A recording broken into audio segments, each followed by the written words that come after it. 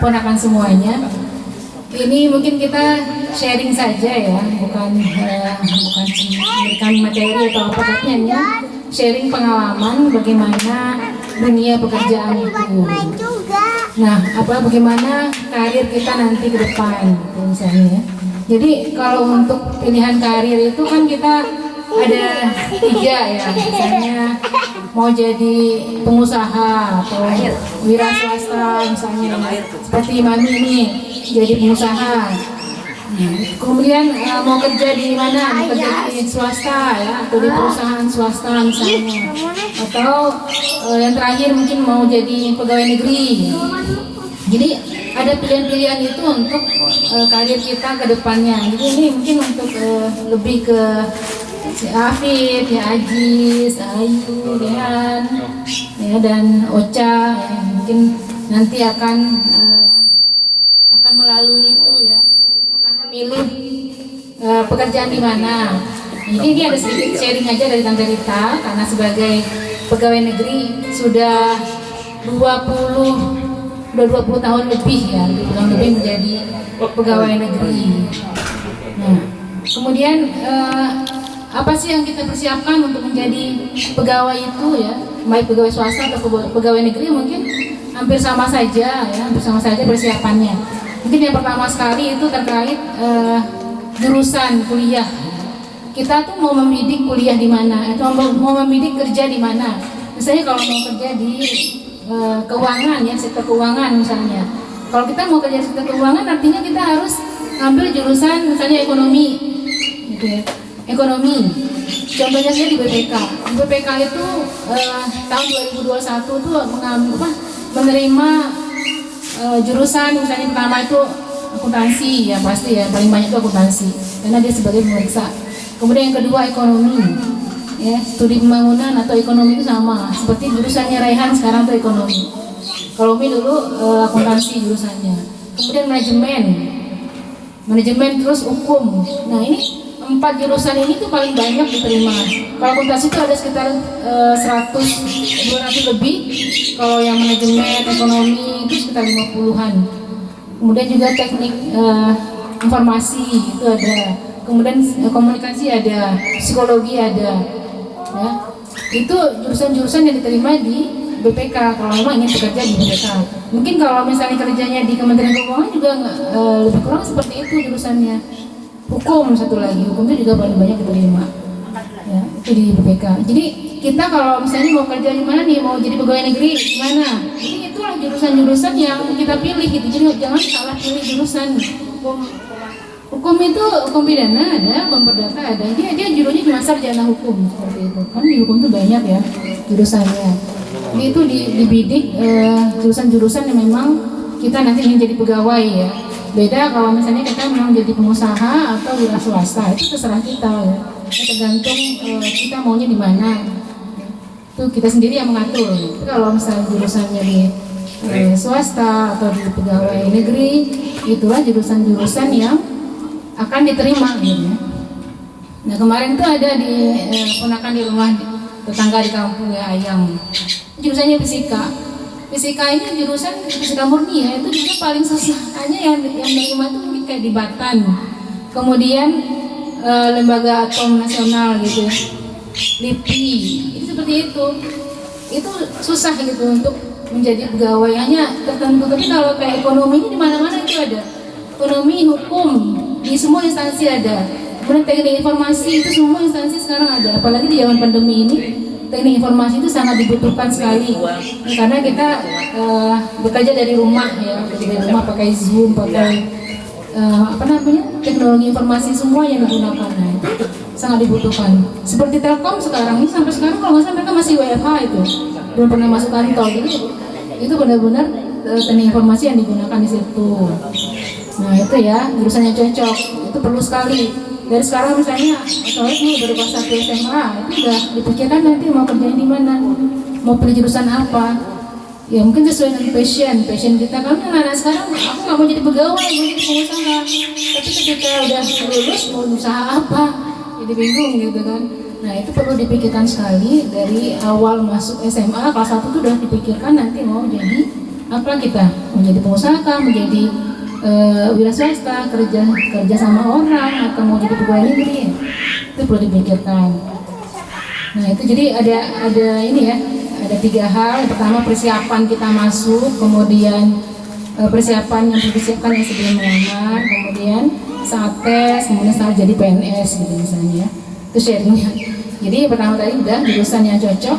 Nah sekarang persiapan tes untuk memasuki tes ini, tes masuk pegawai negeri ini. Kalau persiapan tes sekarang tesnya itu pakai CAT, Computer Assistant Test gitu ya. Nah itu apa aja yang diuji di sana? Kalau di situ, kalau di CAT itu ada tes kepribadian, kemudian ada wawasan kebangsaan, kemudian ada tes intelijensi umum. Itu tesnya ya, CAT. Nah itu persiapan itu benar-benar kita harus fokus ya untuk persiapan, fokus untuk tes. Karena kalau sesuatu pekerjaan kita fokus di situ, insya Allah itu akan membuahkan hasil. Jadi jangan coba-coba aja, nggak ada tuh tes coba-coba. Memang harus persiapkan dengan maksimal dan kita yakin kita akan lulus, nah saya juga akan lulus. Tapi kalau tesnya coba-coba saja, coba tahu lulus, nah bisa kayak gitu. Memang dipersiapkan dari awal, ya. Nah itu terkait persiapan sebelum kita melamar jadi PNS. Nah kemudian saat tes nih, saat tes ketika keluar misalnya pengumuman penerimaan pegawai, nah apa yang perlu dipersiapkan? Nah, pertama kan mungkin kita akan melihat dulu, ini sebagai contoh ya, BPK itu tahun kemarin sangat banyak menerima pegawai, 1.320. Tahu berapa orang yang melamar? Yang melamar itu adalah 40.000 orang. Jadi pastinya itu 40.066 orang. Itu banyaknya orang melamar. Nah kemudian setelah melamar kan diverifikasi nih secara administrasi. Verifikasi secara administrasi yang lulus itu hanya 29.000 orang. Ini 11.000 orang nggak lulus administrasinya. Kenapa begitu? Jadi ketika pengumuman pegawai negeri kan ada syarat-syaratnya apa aja nih, misalnya dokumen-dokumen yang diupload apa saja ya, ada KTP, ada scan ijazah, transaksi nilai, atau mungkin ada lagi yang lain, itu banyak sekali ya itemnya itu. Nah itu memang kalau kita memasukkan lamaran itu harus teliti satu persatu ini yang diminta gitu. Jadi karena nanti yang verifikasi itu adalah pegawai di SDM, nanti dia akan melihat cocok nggak sesuai nih, atau misalnya ijazahnya nggak legalisasi gitu ya, nggak dilegalisir gitu. Nah itu akan digugurkan. Jadi kalau di administrasi kita udah gugur, nah gimana mau tes berikutnya? Ini 13.000 orang yang gugur loh sekali kan. Nomor nik berpengaruh tuh. Update-nya. Memang harus apa yang diminta itulah yang di-upload dokumennya. Jangan sampai kita masukkan asal saja. Karena di administrasi aja udah nggak lulus, sayang sekali gitu ya. Nah kemudian memang nilai passing grade-nya itu kalau di BPK itu paling rendah 400-an nilai CAT-nya. Kalau di bawah itu nggak lulus. Karena sekarang sangat banyak sekali pilihan yang melamar, jadi banyak pilihan untuk ngambil nilai yang paling tinggi gitu ya. Kemudian di tes tadi SKD namanya, mulai lagi SKB. SKB itu apa namanya, sistem, bukan sistem, kemampuan bidang. Nah itu jadi nilai apa yang diuji itu SKD, kemudian SKB. Itu cuma 2 tahap itu aja.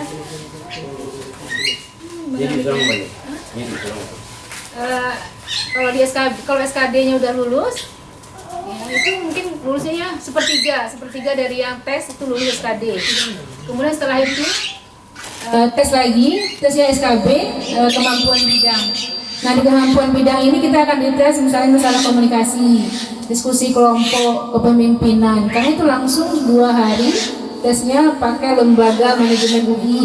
Kemudian tes psikiatri dari RSPAD waktu itu. Ini dilihat juga apa namanya kejiwaan kita, karena ada di BPK itu orangnya pintar gitu, ada yang pintar ketika masuk BPK keblinger gitu. Jadi ada 2 orang nih di padanya 2 orang yang langsung apa namanya nggak bisa lagi sebagai pemeriksa, nggak bisa lagi. Jadi dia udah kerasukan lah, kesurupan lah, semacam seperti itu, nggak bisa lagi untuk bekerja. Jadi mungkin cikal bakalnya dari awal masuk itu sudah ada, tapi karena dulu tuh nggak ada tes psikiatri, Nah sekarang diadakan tes psikiatri, jadi dites tuh secara mentalnya seperti apa. Nah itu tahap-tahapnya jadi cuma SKD, SKB udah langsung pemberkasan, kemudian jadi CPNS. Setelah jadi CPNS, nanti terakhir mau diangkat jadi PNS ada tes kesehatan. Tapi sebelum mendaftar juga ada juga surat keterangan sehat itu ada tetap. Tapi ketika jadi PNS itu ada tes kesehatan, nanti yang akan melakukan tes adalah dari SPAD, Gatot Subroto di sini. Itu benar-benar tesnya sangat detail ya. Kemudian ada yang jadi CPNS nggak lulus di PNS sampai dia menggugat. Nah itu persiapannya. Lanjut ketika telah menjadi PNS. Nah ketika telah menjadi PNS kita harus bagaimana? Gitu. Ketika menjadi PNS itu, yang pasti kan sebelum kita diangkat jadi PNS, CPNS dulu. Nah CPNS ini ada diklat. Diklat ini kalau di BPK itu 6 bulan berturut-turut itu ya. Kalau misalnya dia bukan di jurusan akuntansi, dia nanti akan diajarkan akuntansi selama 6 bulan. Kemudian sebelumnya ada prajabatan dulu, kemudian 6 bulan tes diklat. Nah dari situ diharapkan hasil dari diklat ini mereka benar-benar siap untuk bekerja. Nah ini kejadian tahun kemarin orang yang ikut diklat itu karena nggak mampu dia sampai muntah-muntah, sampai kejang-kejang gitu. Jadi jangan dibayangkan ikut PNS itu suatu hal yang gampang, nggak juga, karena tergantung instansinya juga. Kalau di BPK itu kerjanya kita bisa lihat ya tingkat stresnya tinggi gitu. Ketika diklat itu mereka benar-benar 6 bulan diklat harus di tempat itu. Kemarin karena pandemi mereka online diklatnya. Terus tes sekali seminggu tuh langsung tes. Kalau kita kuliah kan 6 bulan ya baru tes. Ini pelajaran akuntansi mulai dari dasar sampai tingkat advance itu dalam waktu 6 bulan harus kelar selesai semuanya. Nah kemudian saat jadi PNS kita bagaimana gitu ya. Ketika diklat kita diajarkan bagaimana sikap kita sebagai seorang pegawai negeri yang baru diangkat. Yang pasti ada hormat kepada pimpinan, kemudian sesama teman sejawat juga saling menghormati gitu ya. Kemudian juga kepada yang di bawah-bawah, misalnya kepada security, CS, bagaimana sikap kita. Itu sikap itu juga diajarkan di situ. Di samping keahlian, sikap juga diajarkan. Nah ketika masuk di PNS itu, kita juga di kantor misalnya, itu hormat kepada pimpinan itu sangat menentukan sekali gitu. Banyak orang yang misalnya melawan pimpinan kan dimutasi, kalau diberhentikan enggak ya. Kalau di PNS itu pemberhentian itu agak prosesnya lama, karena harus sampai ke, kalau BPK sampai ke ketua BPK gitu. Jadi kalau di swasta beda ya, swasta kalau memang nggak suka sama pimpinannya langsung pecat. Kalau di PNS kita ada masih panjang, mungkin ada teguran dulu, setelah itu teguran kedua, ketiga, setelah itu mungkin ada sanksi yang lebih berat lagi gitu. Nah kemudian ketika kita menjadi pegawai, karakter apa yang kita harus bangun? Yang pertama, kalau lihat pengalaman di kantor ya, yang pertama itu kita siap untuk dimintain tolong apa saja. Jangan segan, jangan males ya ketika ada senior atau pimpinan kita bilang tolong ini. Jadi seseorang yang cepat tanggap itu akan disayang. Kalau udah disayang dia akan dibawa kemana pergi misalnya ya. Kemudian ketika ada usulan untuk naik jabatan dia akan diprioritaskan. Itu seperti itu.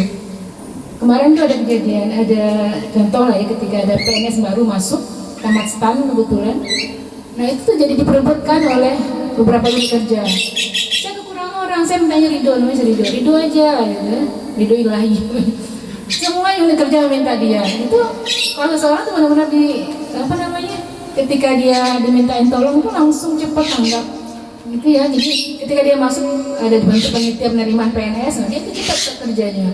Apa aja yang dimintain sama teman-teman itu langsung kerjakan. Jadi itu ya langsung diperebutkan oleh teman-teman sekantor, termasuk kepala-kepala bagiannya juga gitu ya. Cepat kiri dengan tangan. Ya cepat kaki dengan tangan seperti itu. Ini kita memang dimanapun lah kita berada, bukan hanya di kantor, mau di rumah, di mana. Jadi sikap cepat tanggap, siap membantu itu memang harus kita tanamkan pada diri kita. Jangan kita malas nih, aku lagi gini nggak mau. Jadi kalau di tempat kerja jangan seperti itu. Memang harus apapun yang disuruh kita harus lakukan. Jangan berkata saya lagi ada kerjaan nih nggak bisa. Nah itu mungkin catatan juga ya kayak di kantor tuh staff tuh kalau kita minta tolong bikin video tentang ini, saya nggak bisa bu. Itu udah suatu poin negatif lah buat pimpinan ya. Kadang-kadang seorang yang walaupun sebenarnya dia bukan jurusannya itu, tapi dia mau belajar itu akan cepet bisa sebenarnya dia lakukan. Tapi belum apa-apa udah bilang nggak bisa. Ya udah kalau udah seperti itu orang nggak mau lagi pakai dia ya. Jadi istilah mager itu nggak ada. Iya istilah mager. Itu kejadian yang kalau di PNS seperti itu. Mungkin kalau di kantor-kantor lain ya mungkin beda lagi ya. Kalau di BPK seperti itu nuansanya lah yang bisa bekerja di kantor itu. Seseorang yang memang ringan tangan, yang memang mau belajar apa saja itu akan disenangi baik oleh temannya maupun oleh pimpinan. Nah, itu. Nah ada juga kalau di BPK itu dia hanya seorang pegawai kontrak ya, si Baitang itu namanya. Itu apapun kerjaan dia bisa. Misalnya ini mau ngurusin, ayo sama saya aja. Siapapun buat keluarga pegawai ya, apalagi pegawai itu dibantu semuanya. Terus hubungin ini, dia bisa gitu, cari akal gimana cara ngehubungin. Misalnya coba cari informasi tentang nomor telepon Pak Polda ini, Kapolda ini, dicari dia dapat gitu. Itu selalu jadi walaupun dia hanya pegawai kontrak, tapi semua orang itu udah terpaku sama dia. Kalau dia nggak ada, susah hanya lagi. Nah itu dia memegang kendali juga tuh seperti itu. Walaupun jabatannya hanya pegawai kontrak ya. Mungkin itu beberapa hal yang harus kita tanamkan di diri kita kalau memang ingin menjadi pegawai ya. Bagaimana persiapan sebelum kita melamar, kemudian ketika tes, dan kemudian ketika menjadi pegawai. Mungkin itu saja sharing dari Umar. Mudah-mudahan ada manfaatnya. Amin. Mudah-mudahan